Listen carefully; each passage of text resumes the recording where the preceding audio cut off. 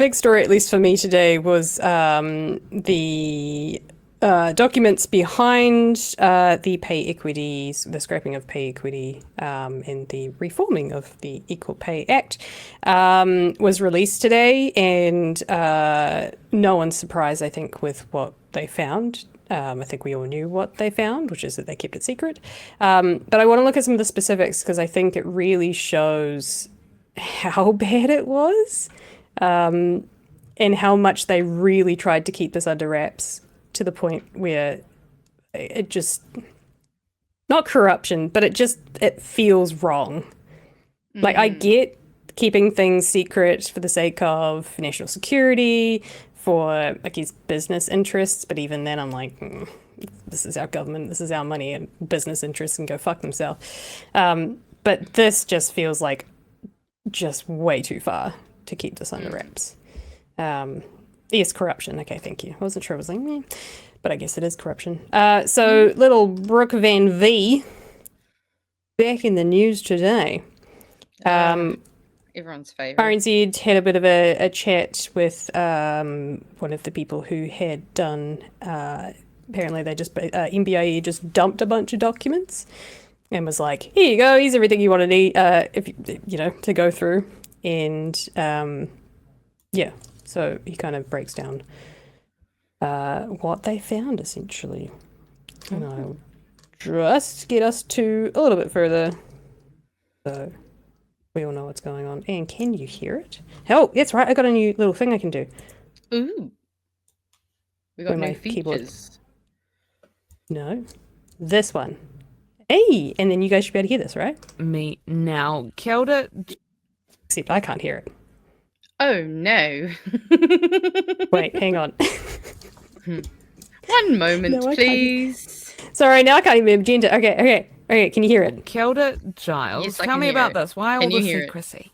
Yeah, also, you'll remember that when the pay equity changes were announced in May, it caught everybody off guard. And then no sooner were they announced that the bill was introduced, that it all passed under urgency. And this was all done because the government wanted to prevent a surge in claims in case anyone caught wind of that changes might be coming, and so the claims could be sort of passed under the existing legislation. So documents that have come out under the Official Information Act got by our colleague Kirsty Johnson have sort of revealed the communication strategies that were happening behind the scenes to prevent any information getting out, including a sort of preference for soft copies. So rather than people emailing each other about potential changes or any communications, that hard copies, pieces of paper, were being dropped off from office to office. They just didn't want to leave any footprint that this might be coming, to prevent any of those claims coming. This was referred to as Project 10, which sounds rather ominous, but yeah, it was all just so that word couldn't get out, because obviously when that legislation came through, it immediately halted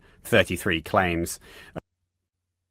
Yeah. So soft. What do they call it? Soft.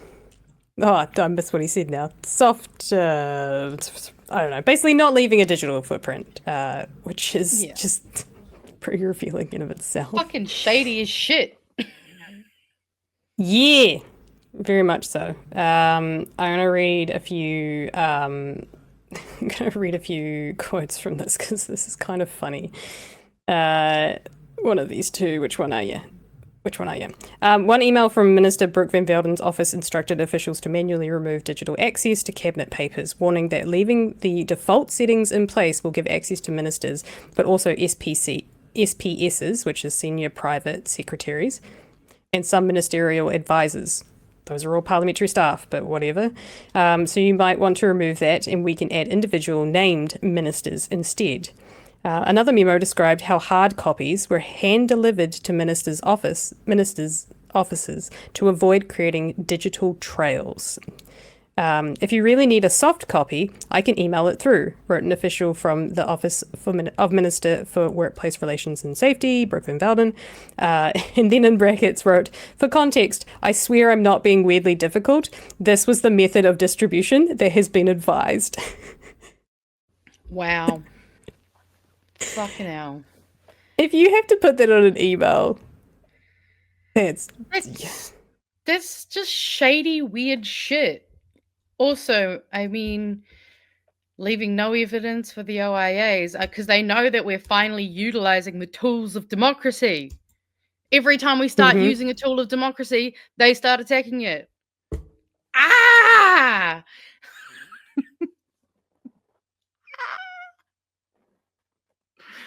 Oh, Yeah. I hate this. I fucking hate this. The other part to this as well talks about. Wait, hang on. Should I do this first or the other one?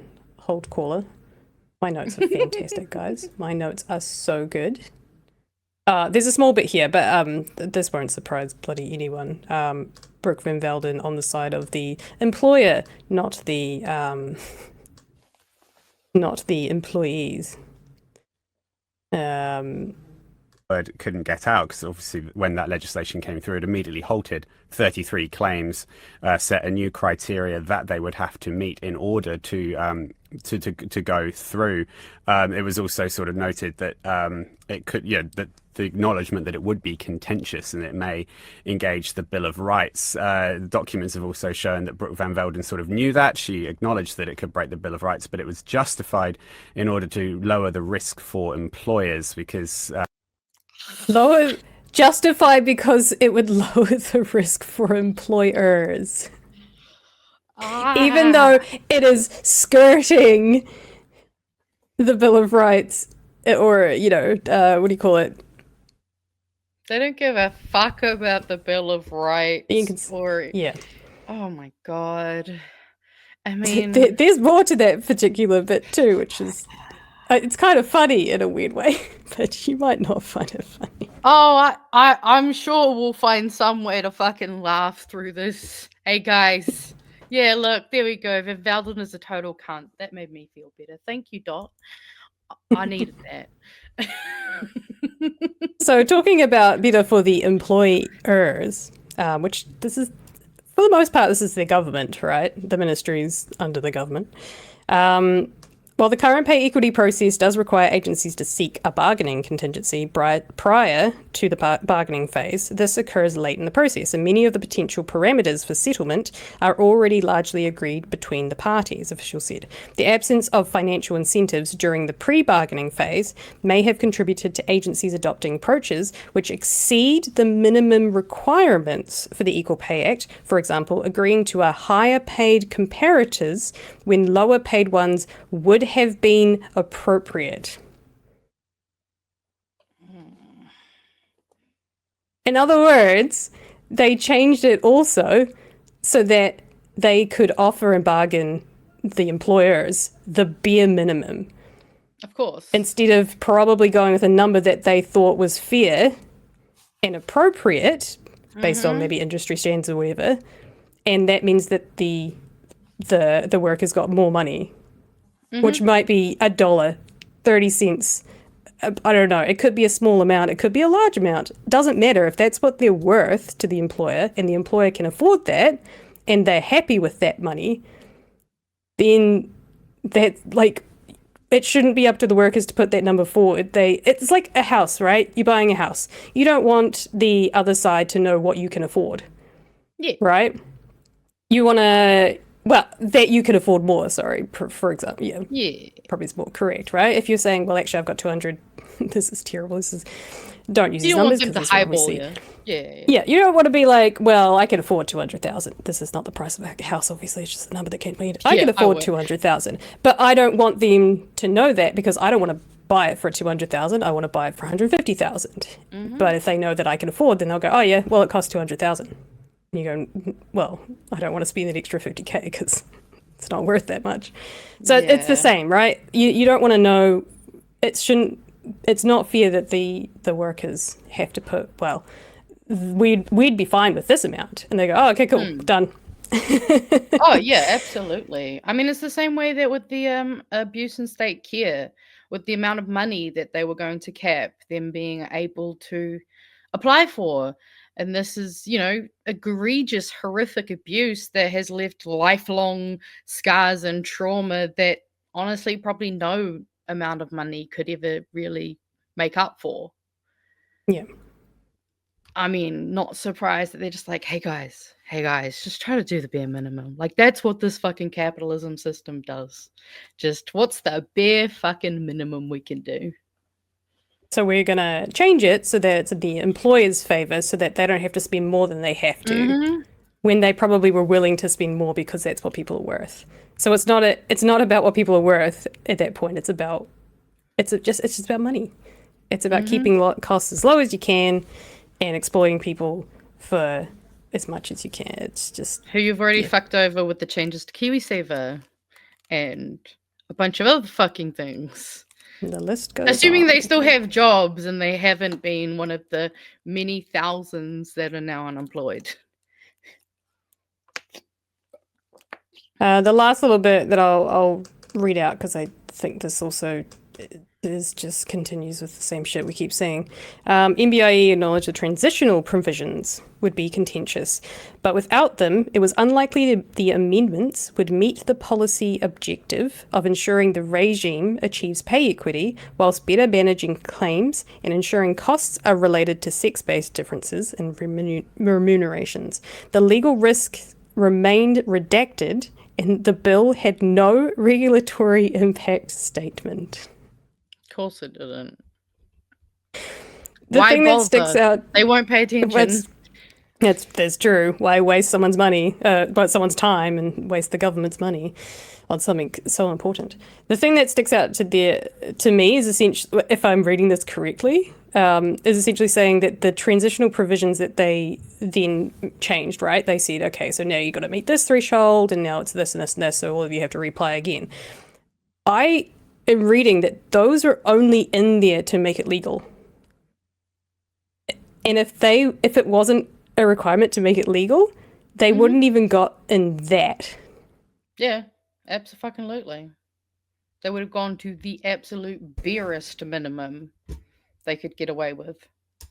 I mean, they did, but still, like, they literally just went, this is the absolute bare minimum, but this is what we have to do to make it legal. So, I mean, we still get a win, right? Yeah.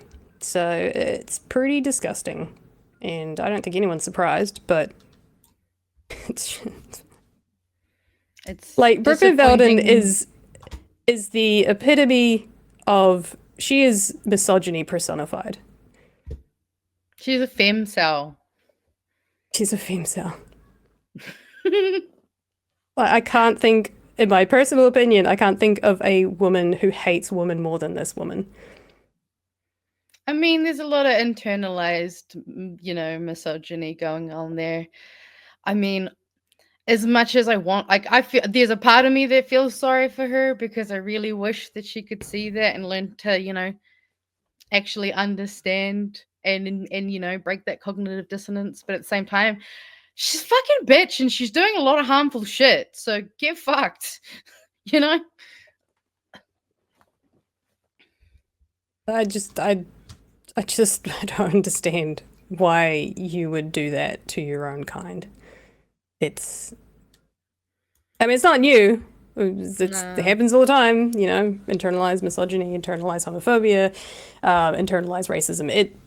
It's not new, but I can't believe that for someone who's all about liberties and freedom and equity and all this, well, equality, whatever, that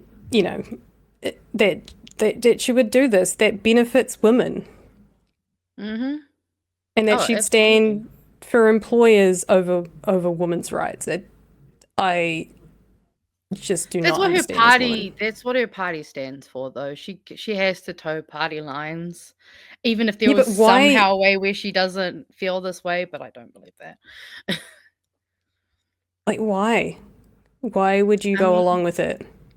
It's purely for honestly, for your I feel career like sometimes she just needs the bag. Some people are willing to not live their values, or we're giving her too much credit and she is living her values. So, in which girl needs reprogramming. Yeah. She needs to probably, I don't know, do some acid in the forest away from everyone for like a week. I don't know. Something. Maybe go to some fucking rave get adopted by a bunch of hippies. You know what? I feel that is exactly it. That is exactly her. Bottled up, middle class, and has never broken loose. I think she is exactly the person that needs to go and find herself in a rainforest with some ayahuasca. Absolutely. And she Oh, might yeah. come back a completely different person. Oh, mate. Or Shit. she'd just be crazy and turn out like Winston Peters.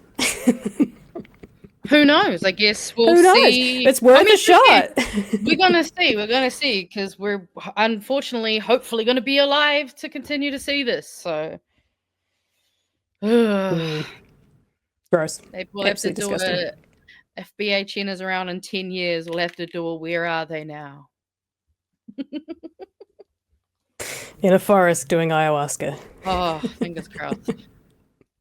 Yay! Go Brooke Van Velden!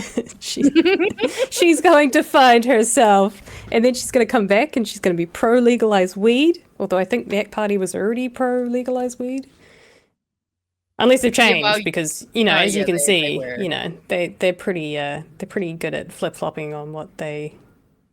On the, for the most part, that compass. one's their typical libertarian stuff on that one.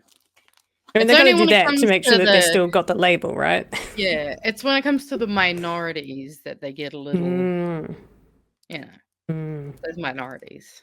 They've had it too easy for too long.